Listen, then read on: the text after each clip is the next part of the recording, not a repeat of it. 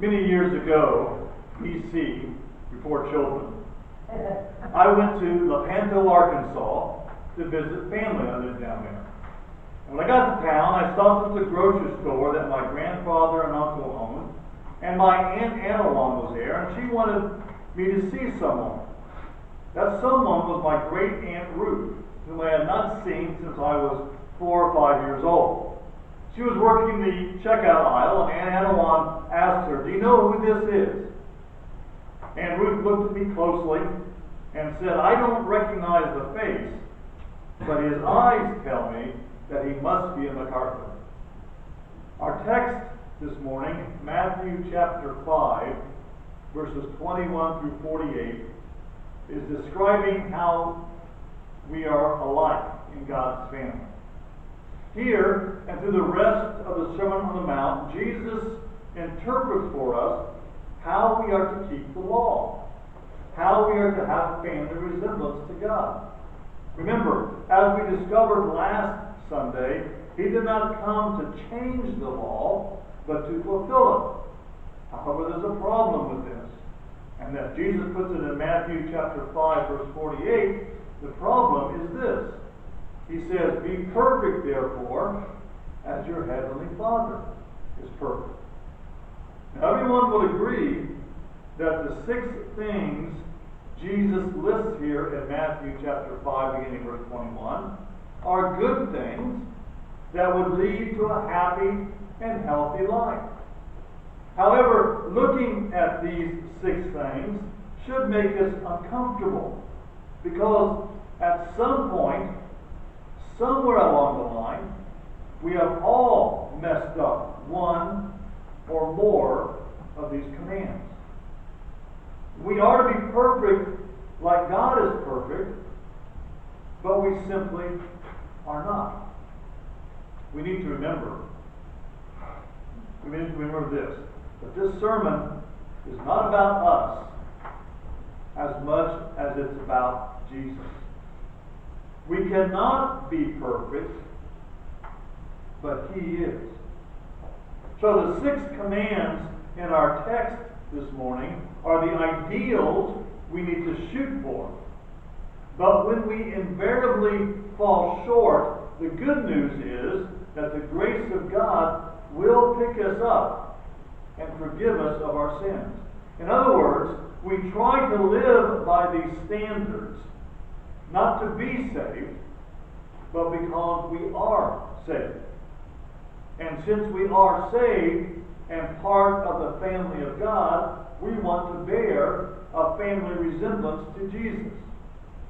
So we become perfect not by anything we have done, but because of what Jesus did for us. Matthew chapter 5, verses 21 through 48 are the laws of God dealing with our relationship to others. And they show us how we have a family resemblance. The first law regarding our family resemblance has to do with murder. Now, of all the 6 laws recorded here by Jesus, this one should be the easiest for us to follow, because chances are we have not killed anyone. But Jesus is not interested in just the letter of the law or physically taking someone's life as much as he is interested in our attitude. Look at Matthew chapter 5, beginning in verse 21. "You have heard that it was said to the people long ago, 'Do not murder, and anyone who murders will be subject to judgment.' But I tell you that anyone who is angry with his brother will be subject to judgment. Again, anyone who says to his brother, 'Raca,' is answerable to the Sanhedrin. But anyone who says, 'You fool,' will be in danger of the fire of hell. Therefore, if you are offering your gift at the altar, and there remember that your brother has something against you, leave your gift there in front of the altar. First go and be reconciled to your brother, then come and offer your gift. Settle matters quickly with your adversary who is taking you to court. Do it while you are still with them on the way, or he may hand you over to the judge, and the judge may hand you over to the officer, and you may be thrown into prison. I tell you the truth, you will not get out until you have paid the last penny. Jesus' interpretation here of what is the sixth of the Ten Commandments is a little unsettling, to say the least. The Old Testament law is very clear in describing what murder is. Numbers chapter 35 lists specific violent acts that are worthy of capital punishment. But what causes people to do these violent acts? Jesus is suggesting that the root cause of murder is a selfish, me-first attitude. Most of us probably will never take our selfishness to the extreme of murder, but our anger and attitude toward others kill people daily in God's eyes. You remember the old adage, sticks and stones may break my bones, but words will never hurt me? That saying is wrong, because words will always hurt me. Jesus says that being angry with someone or calling them a fool is equal to murder in God's eyes. Now, a little background. The word raka is an Aramaic term. It's an Aramaic term of contempt that the people knew they were not supposed to use. So, just like we do today, since they couldn't use the word raka, they came up with another word, fool. That's from the Greek word moros, which is where we get the word moron today. But whatever word we may come up with to express our contempt of others, jerk, idiot, pea brain, and so on, it shows a selfishness that demands we get what we want, even if it means destroying others by putting them down to get it. When J.D. was about 8 years old, this is a hard story for me to tell. It really is. When I thought about this week, it just really broke my heart. When J.D. was about 8 years old, he was eating on a tray in the living room and accidentally knocked it over, spilling his food and milk all over the floor and all over me. And so my immediate reaction was to get angry, and I yelled, J.D.! And I made him clean up the mess while I cleaned myself off, because most of the stuff fell on me, and got him another glass of milk and some more food. When I came back from the kitchen, he had cleaned up his mess, but he had gone to his bedroom. I went in there and he told me he wasn't going to eat because he was punishing himself for what he did. And that broke my heart. I gave him a big hug and told him to come on out and eat. I wasn't mad at him because it was an accident, but that event drove home to me the power of words. And I have tried very hard ever since not to use words in anger. I'm not perfect at it, but I'm trying. And that's what Jesus is talking about here. Because angry words can cut you to the heart quicker than a bullet. You know, we all get mad at people, though, don't we? We all get mad. We all become angry because of stupid things they do. 1 John chapter 4, verse 20, however, tells us, if anyone says, I love God, yet hates his brother, he is a liar. For anyone who does not love his brother whom he has seen cannot love God whom he has not seen. The question is, have we murdered anyone today? Well, the second law regarding our family resemblance has to do with adultery. Adultery, verses 27 through 30. You have heard that it was said, do not commit adultery, but I tell you that anyone who looks at a woman lustfully has already committed adultery with her in his heart. If your right eye causes you to sin, gouge it out and throw it away. It is better for you to lose one part of your body than for your whole body to be thrown into hell. And if your right hand causes you to sin, cut it off and throw it away. It is better for you to lose one part of your body than for your whole body to go into hell. Do not commit adultery is the seventh of the Ten Commandments, quoted here by Jesus. This particular commandment is widely ignored and snickered at by the world today. Extramarital, premarital, and deviant sexual behavior is so commonplace in our culture that we barely bat an eye anymore. In fact, sexual sins are considered normal and not sins at all. Jesus takes the law about adultery to an impossible height. Really impossible. He says, if you even think dirty thoughts, you have sinned. He even goes to a ridiculous extreme by telling us if you have a problem with sexual temptation to gouge out your eye or cut off your hand. Now, we often try to soften this text by saying, well, he doesn't really mean that. But there's no other way to interpret the text accurately. Apparently, sexual sin is a very serious problem. Now, the example I'm going to give may be extreme, but it makes a point. The world wants us to believe that magazines like Playboy or watching naked women in movies is not wrong and does no harm. However, a convicted serial killer, Ted Bundy, confessed to Dr. James Dobson the night before his execution that constant exposure to and lust for pornographic material kept him from developing good relationships and eventually caused him to kill. And Tony Campola saw another connection when he wrote, "The revolution in sexual behavior among American young people is astounding. Almost half of today's teenagers experiment with sex before graduating from high school. Yet at the same time, young people have continued to remain religiously committed, creating a deep conflict. It therefore isn't surprising to discover suicide, depression, self-hatred, and despair have become epidemic." What Jesus is saying is that you cannot live by the sexual standards of the world and still have a right relationship with God. 1 Thessalonians chapter 5, verse 22 tells us to avoid every kind of evil.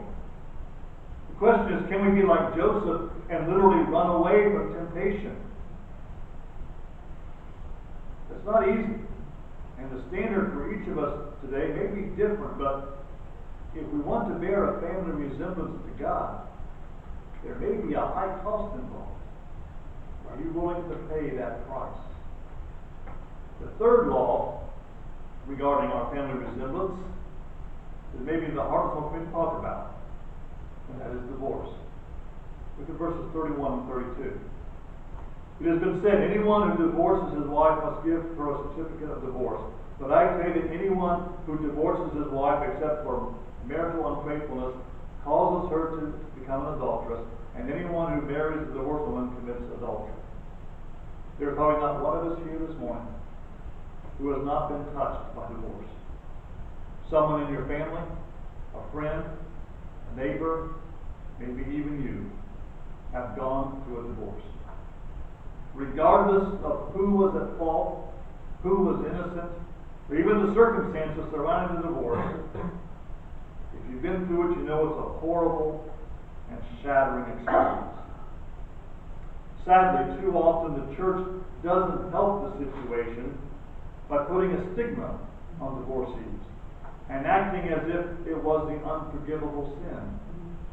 I sometimes think that we would allow the unethical businessman to lead our church before someone who's been divorced. The good news is, just like every other sin, divorce can be forgiven. We can go on with our lives, and we can still serve God. Part of the trouble we have in dealing with divorce is we don't ask the right questions. Because when we talk about divorce, we always look for loopholes. The whole idea of divorce, you see, is foreign to God's plan for our lives. But even way back in the time of Moses, God knew he had a problem with death to his heart. So because of the hardness of our hearts, which is another way of saying our selfishness and our sin, God allowed divorce under certain circumstances. Specifically, for the Israelites, he made them produce a legal document stating why they were divorcing. This actually was a protection for the woman, who would often be left all alone if the man left. And since a man could divorce his wife for something as trivial as burning his supper, making the man write down the reason and giving it to the religious leaders to read aloud would make him think twice and maybe realize how silly and selfish he was being. Jesus tells us the only reason for divorce is adultery. So we kind of usually legalistically use that as the only grounds for divorce. However, it's not the sex act itself that legalizes divorce, but the tearing apart of what God put together. Genesis chapter 2 verse 24 says, a man and a woman become one flesh. So divorce tears that one flesh into two.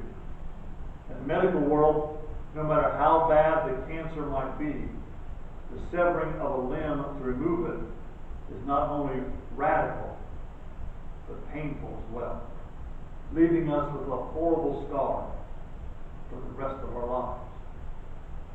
So adultery doesn't allow divorce. Rather, adultery has already ripped the one flesh into two. The truth is, a divorce has already occurred, if not legally, at least spiritually and emotionally. And the same thing can be said about abuse, neglect, abandonment, and other terrible situations that have already destroyed the relationship. Jesus here is condemning actions that rip apart a union. Our relationships are to be different. Instead of looking for ways out, we're to try to find ways to heal and stay together. The fourth law regarding our family resemblance has to do with oaths. Oaths. This law actually goes along with the one about divorce because Jesus is talking about, in both cases, keeping our promises. Look at verses 33 to 37. Again, you have heard that it was said to the people long ago, do not break your oath, but keep the oath you have made to the Lord.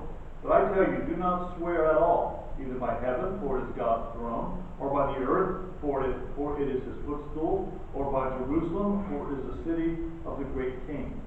And do not swear by your head, for you cannot make even one hair white or black.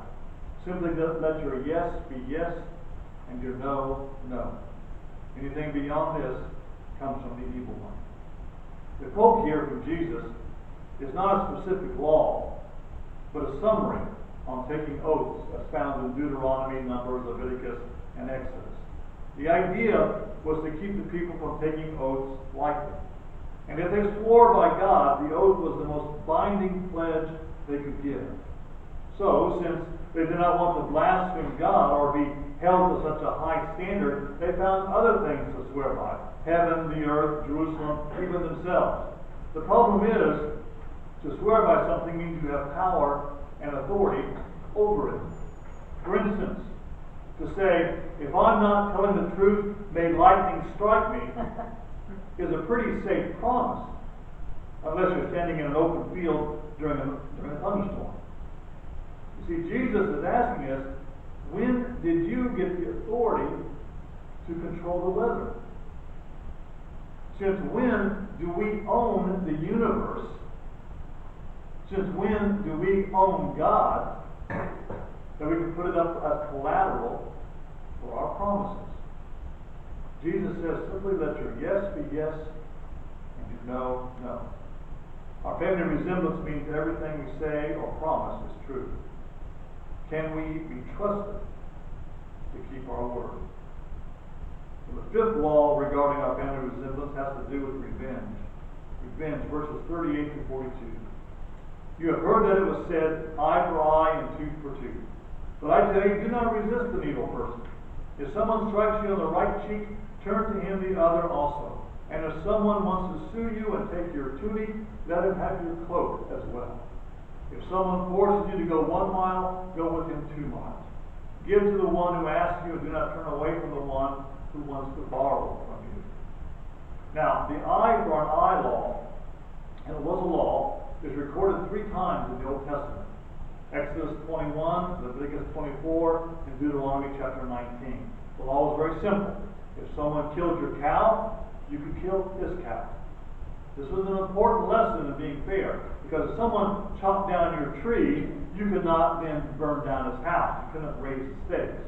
This concept not only protected the defendant from a lynch mob, but it also forced you to think twice before you did something to someone. Before you hit that person who made you mad, remember he has the right to hit you back. Later, Jesus will give us the parameters on all these laws when he said this: do to others what you would have them do to you. If we could just live our lives by the eye for an eye standard, we would be doing pretty good. However, like he does for all these laws, Jesus takes us one step further. We are not to resist an evil person, and we are to turn the other cheek. Now, I mentioned last Sunday about the Roman law requiring citizens to carry the soldiers' equipment for a mile, and how the Jews had 1 mile figured out to the last step and would not go a step further.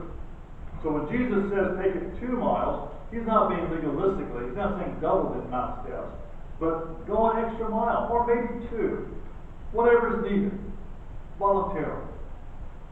The Roman soldier will see that, and they will see that we have a different emperor we follow, and belong to a different empire, with principles that are so much stronger than any law. What does walking an extra mile for a Roman soldier have to do with us? Could it have something to do with the quality homework we turn in, or the quality of work we put in at our job? Could it have something to do with how we respond to our neighbors who are in need? But most of all, could this have something to do with how others see us? Are we stingy, ungrateful, and mean? Or do we freely give out of our love for God, even to those who are unlovable or mean to us? Can we do that? That leads us to the 6th law regarding our family resemblance, which is love. Verses 43 to 47. You have heard that it was said, love your neighbor and hate your enemy. But I tell you, love your enemies and pray for those who persecute you, that you may be sons of your Father in heaven. He causes his sun to rise on the evil and the good, and sends rain on the righteous and the unrighteous. If you love those who love you, what reward will you get? Are not even the tax collectors doing that? And if you greet only your brothers, what are you doing more than others? Do not even pagans do that? Now, I have barely scratched the surface on these 6 lifestyle issues from our text today. I probably could have spent an entire sermon on each one of them. But I don't have to do that, because with this last law, Jesus gives us instructions on how we can always be certain that we are doing the right thing. Love your neighbor and love your enemies. As 1 Peter chapter 4, verse 8 reminds us, above all, love each other deeply, because love covers over a multitude of sins. We cannot go wrong if we practice the law of love in our lives. You see, we have a tendency, when we look at lists like this in the Bible, to pass judgment on others. We look for people who have failed in some area or on one of these points, and we condemn them. We feel kind of smug sometimes because we can say, well, we've never done that. Or we may skip over them because we have done that. I suppose it makes us feel self-righteous if we can show others are worse than we are. It gives us a feeling of superiority. But when we come to this law of love, we realize we cannot have that kind of attitude. You know, every church I have ever known has thought that they love each other. I might question that assertion because I have seen some of the most hateful and mean things happen in church. I have seen people grab for power. I have seen malicious gossip tearing down others. And I have seen people hurting each other's feelings. As a teenager, I got so upset by the attitude of the church I was attending, I left and vowed I would never return. But assuming that the church can and does love each other properly, what difference does that make? Because Jesus said, even pagans do that. Non-Christian people know how to form clubs. They know how to gather in groups that love each other. So how are we to be different? What are we doing that's different? The difference is this. We are to not only love our neighbor who sits with us at church, but we are to love that co-worker who irritates us. We are to love that person at school who doesn't like us. We're to love that person who's different from us. That's a pretty tall order, and one that's really very hard to practice. But you know, we are to bear a family resemblance to Jesus. And one of the things Jesus did was to love the unlovable. Jesus demonstrated perfect love when he died on the cross. How have you demonstrated love today?